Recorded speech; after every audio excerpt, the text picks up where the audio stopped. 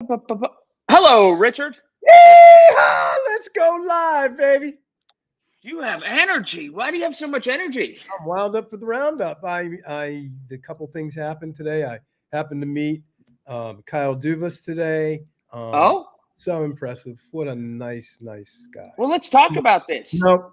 But don't want to No, talk. not about your Nope, meeting. nope. Don't No, want to no, talk no, about. because No, I I'm gonna have to. come back. I'm gonna No, come back.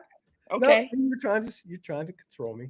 Um, But remind me of something that I have to say about Kyle Dubas when we do talk about him. Oh, he's very down to earth guy. Like him a lot. And I'll come back to that, but and you'll probably want to talk about the Pens, which I'm okay with. Yeah. About how about in the hockey game, Uh huh. fire Matt Canada. That's the biggest sports topic. It's the biggest news topic in the city today, right now. I fans pay the freight. They pay their money. They pay good ticket money. They wait in traffic. They pay parking. If you are not uh, being a threat to anybody, you're not swearing. You're not doing anything out of. You are free to chant and do whatever you want, and I respect people for doing that. And what it does something for me. It shows no matter how people try to divide us, or people say things on the radio or in print about how the fan bases are it, it shows you what I've said all along. So many people root for the Penguins, the Steelers, the Pirates, and it's one big fan base. And they saw a public forum to take out their frustration. There's a gigantic crossover in sports fans in this town. I love that. I love what you're saying because I agree. I wanted to talk about that and the cross promotion, the cross branding. I think it makes so much sense. Sometimes people they tend to think, like you said, that you're pigeonholed. You're a Steeler fan, and you're a hockey fan, and over here you're a Pirates fan. And in a market of 2 million people, you have 2 million fans of all the sports because we do embrace it. That's what we have. That's our identity as a city, and we're very proud of that. And to see all that, like you said, it integrates all those three divisions into one. It's part of why we developed, and I'm on the board of directors with a couple things here, like the FDAF, and we pursued actively the Penguin sponsorship. We pursued actively the Pirates, and we pursued actively the Steelers, and it was for that reason because it's a sports platform, and that encompasses all. And we have it this year for the first time. We have all three, and the cross branding, the cross promotional uh, opportunities for that are just immense. But the fire Matt Canada, do you think that matters? Do you think that the fans saying that are going to be able to influence that decision? I tweeted something about this last night. Let me think of the wording that it is. Um, Art Rooney II, it may not and probably won't, because we know how stoic he is, force him to act at all. But with the fan base now screaming as loud as they can from two of the city's sports venues, fire Matt Canada, fire Canada, there's no way that he can, in good faith or conscience, say that he doesn't hear it. So I don't know if it influences change, Yeah. but it's impossible to be ignored at this point. Well, I mean, I think it points you because really the numbers speak for themselves. I mean, it wouldn't be a firing because the fans demanded it. It's a firing because its performance is poor. And so it's like the circle. What comes first, the chicken or the egg? Well, performance is poor, therefore we're saying fire Matt Canada. They're not saying they're not saying fire Matt Canada because he's a bad guy. He's not a bad guy. He's a great guy. A great guy, but maybe mismatched. And you can have great people. You can have assistant coaches become head coaches, and maybe they're a great assistant coach, but they're not such a great head coach. So sometimes positionally, it doesn't always match up with the personality. So I don't think it will influence either, but it does really. It really spoke volumes to me. Wow. I mean, there's almost 17,000 people in that building, and they were in unison. Right. Fire Matt Canada. So, and I don't think it's It's not a gag. It's not a gimmick. It's, this is serious, heartfelt. Fire Matt Canada. And it's Yeah, and it's passion. It's a Pittsburgh sports fan, and they travel. They're at all the games. They are people that root for all the teams. But again, at this point, it's impossible to ignore. So let me ask you. And I haven't seen. Did Mike Tomlin have a press conference yesterday, or is it? No, he didn't. He didn't have it yet this week because of the off week. Because of the off week. What will he have it today? Yeah, he'll have it. I don't know if it's today or tomorrow, but he generally has one in the middle of the off week. Okay, so yeah, you're right. I remember that now. It'll probably be Thursday. But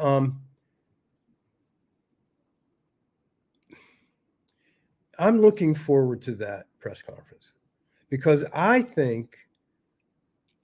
And I'm going to watch how I say this, but I think the fact that there's a W in that column right now is going to have an impact on what Mike Tomlin says. I really do. I think that, look, we know we've got a young quarterback. We did win. We're in first place. We acknowledge the things that you say, the things that you see, we see, but we see progress, even though the only progress is, to me, you have your defense won 2 of the 3 games that you've won. Yes, and special teams. Maybe not internally. You're onto something totally if you've studied Mike Tomlin over the past decade or decade plus. That maybe not internally, those will be his words. But externally, he is a gigantic, more than any coach I've ever seen, a win is a win is a win, period, leave me alone guy. Yes. Yes. I've never seen a coach like that. In some regards, he's right. Well, I think he is right. I can make an argument for that. I really could make an argument. I don't know that I don't think I agree with it, but I could make an argument for it. I don't agree with it, but I'll tell you where I respect him. I respect him that he doesn't budge from it.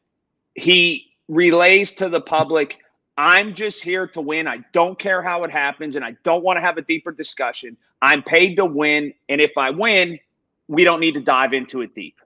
Yeah, I agree with that. I think that will be his take, and it would be wonderful if he came out and said, here's our new offensive coordinator. Right. But I don't see that happening. And now, had they lost, I think you might have seen it. I think the tolerance level might have been at the very end. But when you look at the numbers and you take away the W or the L and just look at the numbers, in order to accumulate more W's, you don't have the structure. You're not structurally sound to create the next 7 wins. You're just not. They played 55 minutes of bad offensive football and scored 1 touchdown. Yeah. Yeah. But so that touchdown, the interesting thing to me is watching Kenny Pickett when he leaves the pocket. Not everybody can do what he does. He runs to his left and can still be accurate. And that's pretty impressive feat because most right-handed quarterbacks roll to the right. And he does roll to the right also, but rolling to the right for a right-handed quarterback is an easier throw, right? Correct. You're running into your throw. You're right. And so running to the left and throwing, you're throwing basically across your body. That's a tougher throw, and he does that really well. So I guess my point is, if it were me, and it's not, but if it were, I would gear this offense to Kenny Pickett's strengths because he has them. And I would gear it to that. I would come off of Najee completely. Mm-hmm. I would start Jaylen Warren. Okay. He gives you that X factor. The X factor to me is that, one of the announcers said, this man will not go down. No. That's what he said on national television. Hello. Well, what else do you need to hear? From the day he was drafted, I said this, and you'll remember this. Kenny Pickett will never function. The Pittsburgh Steelers will never function best if he's your best player.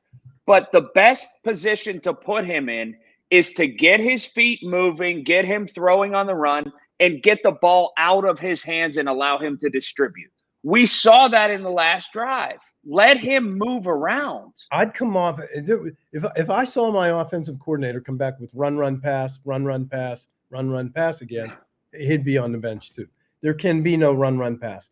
I believe this offense would function the best, making it a pass first offense, especially on first down. I mean, making it a pass first offense. That, and I'm not sure how you define a West Coast offense, but I like a West Coast offense. I like the Brock Purdy's. He's not challenging himself. I think I saw a stat where Brock Purdy's first 10 or 11 throws were less than 15 yards. 10 correct. Yards, right? But man, we're just enamored with that back shoulder, and we're just enamored with that. They're not high percentage completions. They're beautiful when they work, and they're strategic when they work, but they're just not high percentage completions. Man, give the kid some confidence. Let him throw 10 balls and complete them. Then watch what happens on that long ball, because you have to do that with anybody. Build their confidence, get those completions, no matter what.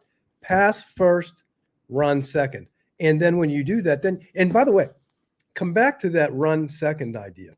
Right. I know you're not an advocate, and I know the league is not an advocate of the running backs of the world today. They believe, we believe as an NFL, that the running back position is pretty much interchangeable. Okay. I present to you Christian McCaffrey. Okay. I tell you that. And I say, it's not about the position, it's about the person. And well, when you have the right person, that running back position, and it's not because they're running Christian McCaffrey every single play. He runs with his, I liken him to Jaylen Warren. Do you know why he's so effective though? Because you hit this. Stop. Yeah, but you hit this in reverse. Is because they have a controlled passing game. Yes. That they know they don't put. If you watch a 49ers game, watch 2 games, watch a month of their games. They hardly ever put Brock Purdy in a high degree of difficulty position. Yes, I agree. He looks like a robot. I agree. But you know what they did? And this is the culture. You know what they did? With Joe Montana, they did the same thing. With who's the next quarterback? Steve Young. Steve Young, they did the same thing. And then who was the other quarterback? The last one. Well, yeah, Kaepernick, they had Jimmy G. They had, but Jimmy G was successful there too. Right. Even his players liked him because he did the same. He was running that offense the same exact way. Not to say that you can't throw the long ball. They can, but the short ball sets up the long ball. The short ball sets up the run. To me, I'm pass first. Doesn't mean I'm going to be throwing bombs every play, but I am pass first. Because if I'm pass first, I'm getting the ball to Najee in open space. I'm not telling Najee to muscle his way through 20 people who stack the box every time they see him on the field. Too predictable. I mean, I don't care how strong you are. But then when you see and you watch some of these running backs today that are, I mean, they don't stop, man. You think they're tackled, and then 5 seconds later, they're 5 yards further down the field. That's what we need. Jaylen Warren gives us that. I'm telling you, 100 million% advocate, pass first offense. That's what I think will succeed for us, because Kenny Pickett has the ability to do that. Let him succeed. I think right now Matt Canada he's impeding Kenny Pickett and the team by trying to force a round peg into a square hole. 100%. And another thing the 49ers do that I've seen no team do to this degree, they use the full width of the field so incredibly. They use the full field. Yeah. It's there for a reason. You don't have to live outside the hashes or in there. They use the full field and the full playbook. Yeah, I mean, really, it comes down to the player. I mean, the players still have to play the game. And that's just it. I mean, I used to have this conversation with Ken Wisenhunt when he was here, who's still a really good friend of mine. And we talked about it, and he would get frustrated and he'd say, Richard, the bottom line is the players still have to play the game. Yes. And I think at the time, who was the offensive coordinator I hated then? Bruce Arians? No. Yes. Was it Bruce Arians? I mean, and think about this. That just triggered my thought. Bruce Arians is offensive coordinator. We hated him. Get rid of him. Fire Bruce Arians, right? Whole city. Then it was Todd Haley. We hated him. Get rid of him. I can't name one offensive coordinator that we have embraced. Not one. Yeah, Mike Mularkey ran him out. Everybody. Yeah, everybody. So there's an element of that's part of the thread of what this all is. However, I don't think anybody has performed stat wise using the data. I don't think anybody's performed as poorly as these teams are. No, they haven't. Tell me about Kyle Dubas. I'm Good guy, great guy. Can I tell you my takeaway on Kyle Dubas? Yes. The very first press conference he had here in Pittsburgh, he was hired. John Henry, one of the richest men in North America, is standing 5 feet away. He didn't even say anything. Kyle Dubas, I'm not real big on winning and losing the press conference. It's about what your actions are, not just your words. But I don't know if I've ever walked out of a press conference, honestly, I mean this, and said, that guy is a leader and people will follow him, more than Kyle Dubas's introductory press conference. And here's the reason why. I don't just want to offer hollow words.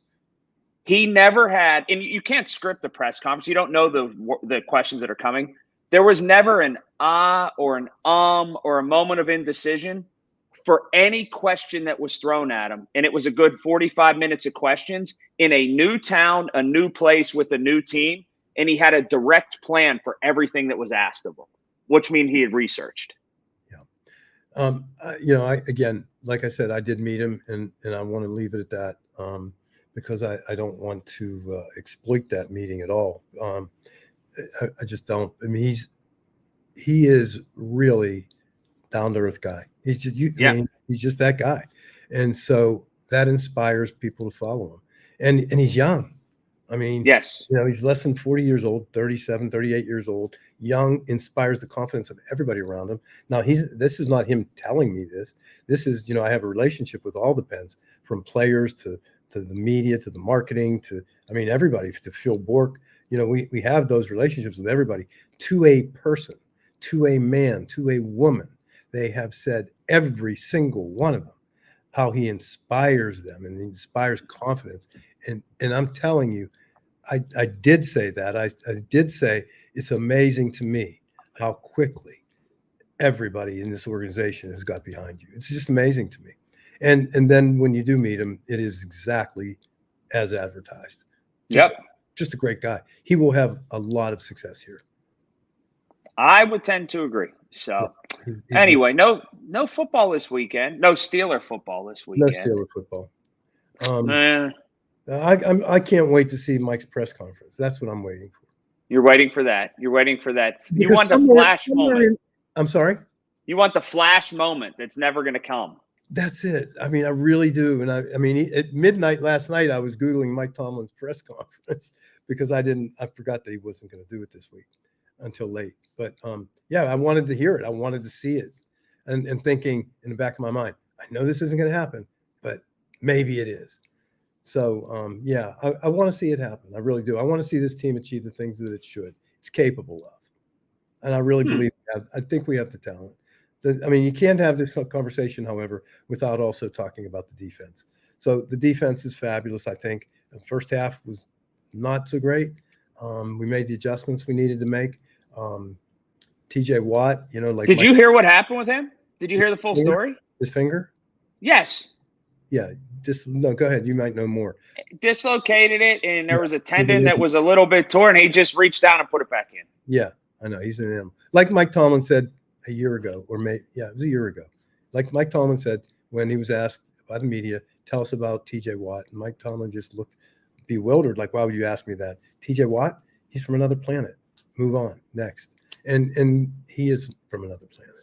So I heard you do that all the time. I heard you dislocate your finger, reach down, bang, it's right in. You put it right back in.